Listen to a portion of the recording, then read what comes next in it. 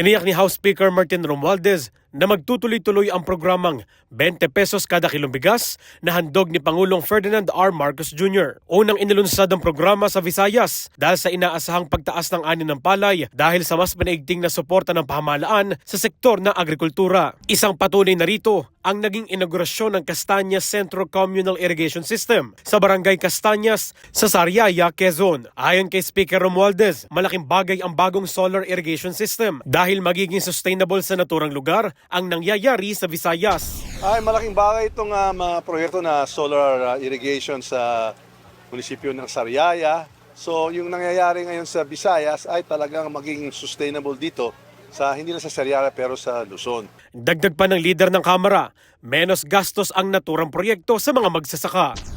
Kaya napakaganda itong programa ng NIA na itong solar irrigation kasi menos ng gastos, libre ang patubig, solar, wala ng gastos sa krudo at siyempre lalago ang ani dito sa kada hektarya.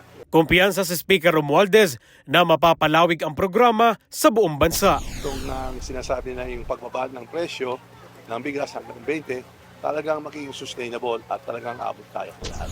Samantala, nagsimula na ang pagbebenta ng 20 pesos kada kilong bigas sa Capitol Grounds sa Cebu City. Ito ang lugar na unang sinabi ni Department of Agriculture Secretary Francisco Tio Laurel Jr. kung saan unang iimplementa ang pilot rollout. Bukas naman, Mayo 2, ang rollout nito sa ilang kadiwa sites sa Metro Manila. Para sa totoong balita sa Bagong Pilipinas, Simon Ong, Congress News.